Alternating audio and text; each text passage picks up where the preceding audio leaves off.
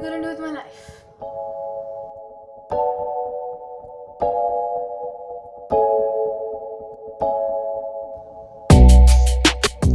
Greetings everybody, this is Jessu. Welcome back to my channel. Thank you so much for watching my videos. Let me just check. I would like to thank all the 7 to 14 viewers and the 7 subscribers who watch my videos. Yeah, thank you so much and welcome back to my channel, I guess. So today is actually my day 8 of quarantine and I have another 6 more days before I can go back home. So as you can see, I'm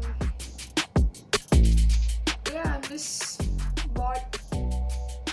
For the first 7 days I actually had binge watched some series and I actually had planned certain things to do which I did achieve, but now that I've done everything that I wanted to do,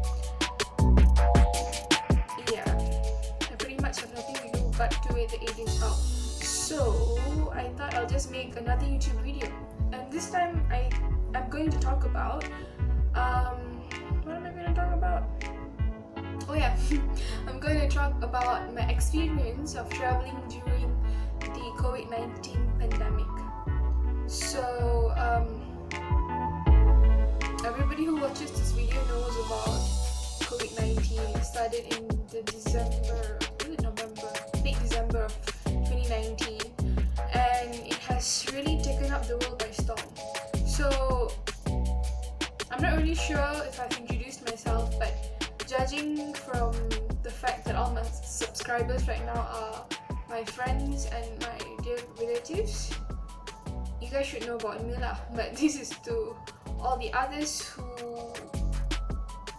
other people who do not know me.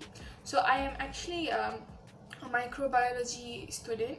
I went to Singapore for my internship. So during the last semester of my course, we are supposed to go do our internship, and the completion of the internship equates to the completion of our courses. So I went to Singapore in February, and my internship ended June? No, this is May. It could have ended in June. February, March, April.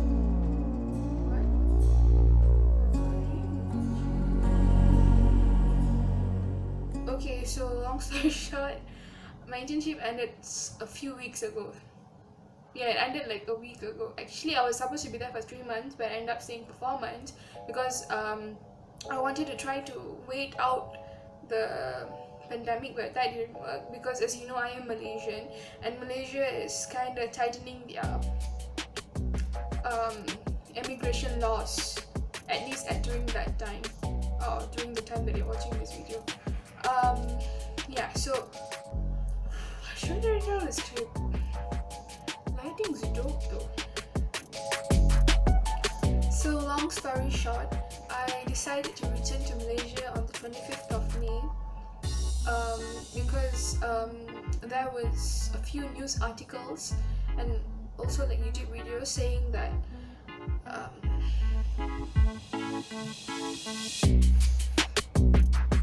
long story short, I decided to return to Malaysia on the 25th of May because there was a news that Malaysians returning from overseas after the 1st of June are to pay 50% of the quarantine costs.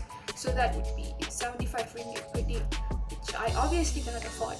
So I just decided to pack my bags and come back home and pretty much see what I can do, because one of my concerns that made me want to stay in Singapore longer is that when I return to Malaysia, I don't know what I'm going to do because the class of 2020 has the baddest of lucks. I don't think I'll be able to work due to the pandemic, and jobs are not very stable at the moment, and I can't exactly continue my studies because 1, I don't know what I really want to do yet. 2,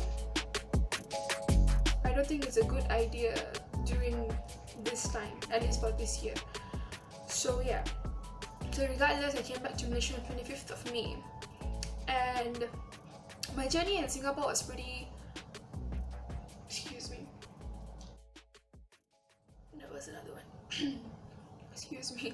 My journey from Singapore to Malaysia was pretty smooth actually.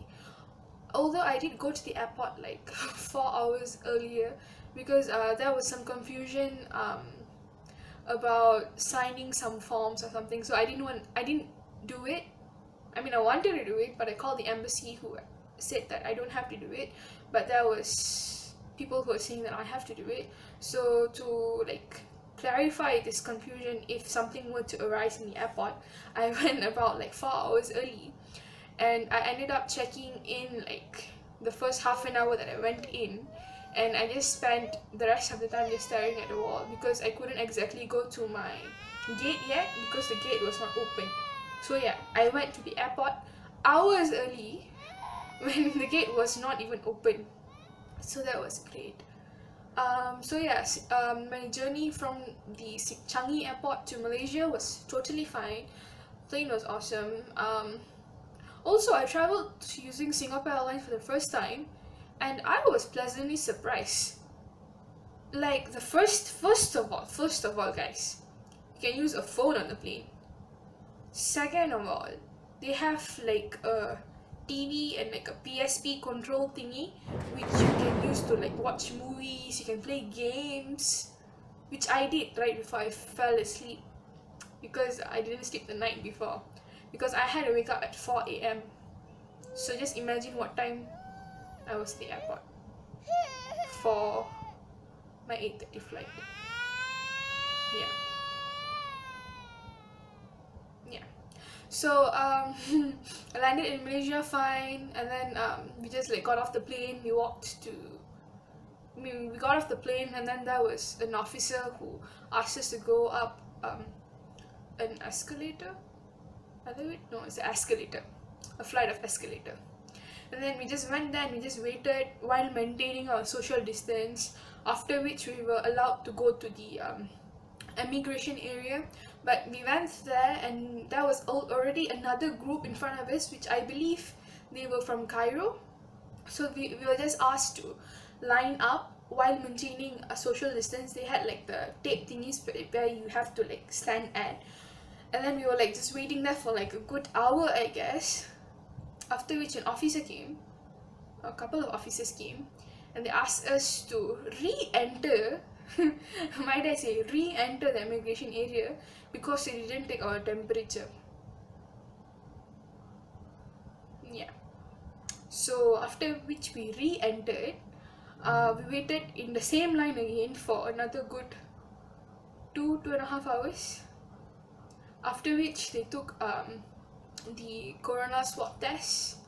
After which we entered another waiting area where we had to like fill up some forms and then wait for what I would say for a good 2.5 hours. And then we got on the bus, but before getting on the bus they disinfected all of our bags with chlorine, what I believe is 10% chlorine from my knowledge, but it was definitely chlorine because I could smell it. Yeah. And then after getting on the bus, this is when everything like just shocked me, because like ever since the pandemic started, everyone was very aware of the thing called social distance. And we got on the bus, each of us everyone of us like took one seat for each of us and left the seat next to us empty because you're like social distance, germs, corona, right? But then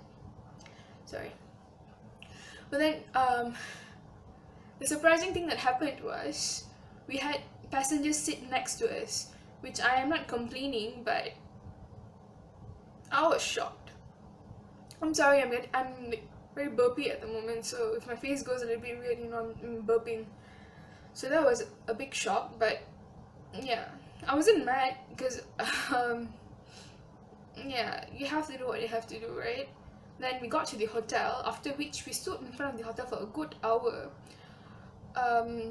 Yeah, by that point it was already 5 p.m. It was already 5 p.m. I landed in KLIA at 9:15 a.m. might I say. So nobody had any lunch, nobody had anything to drink.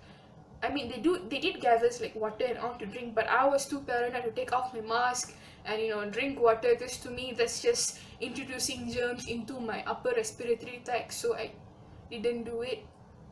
But yeah, upon reaching the hotel, they were very nice, because some of us had like really big bags, and we had people help us carry it. Everyone is wearing hazmat suits, but they were very kind. And upon reaching the hotel, I would say I was a little bit disheartened by the whole 6-hour journey from KLIA to KL city center, which is like 30-45 minutes away. So 30-45 minutes translated into a 6-hour journey, which I was pretty tired at that point. But everyone here is very nice, they are very accommodating. And I should have put my phone on silent, that is my bad, and apologies. What's going on? Everyone is very nice, they're very accommodating. I'm staying at IB's Kuala Lumpur City Centre. This was my designated quarantine center, and I recently found out that they are not only accommodating to my flight, but also flights from a few other places. So I guess amidst the chaos, everybody's trying their best. So what I'm trying to say is, yes, the 6 hours journey was terrible, and the fact that we had to sit next to each other on the bus was, to me, didn't make sense, because as soon as we got off the bus, suddenly social distance applied again. However, having said that, we are doing our best with what we have. I know COVID-19 is a very serious problem. Yeah, I know COVID-19 is a very serious problem and that it should be taken seriously, but I don't know about you guys, but I am trying at least not to take things very seriously.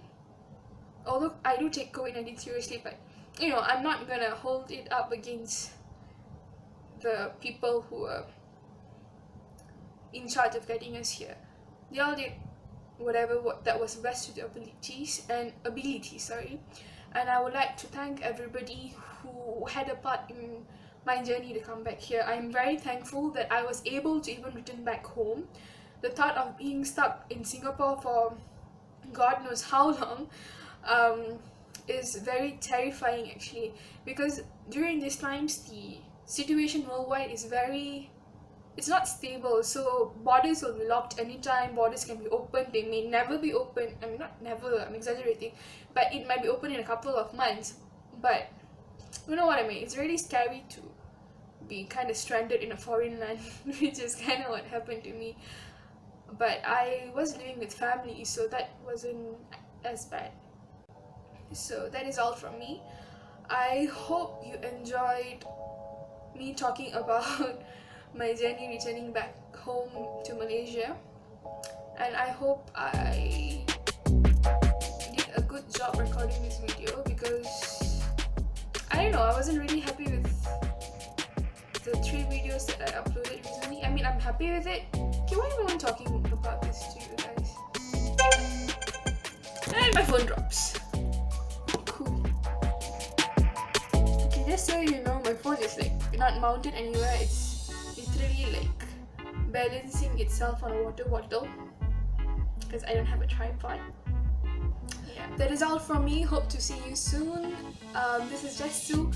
Please don't forget to like and subscribe. Please do subscribe. I have like 7 subscribers right now. Again, thank you so much, and do hit the bell icon and like this video. Thank you. That is all from me. See you soon. Can't even do that right. See you soon, guys.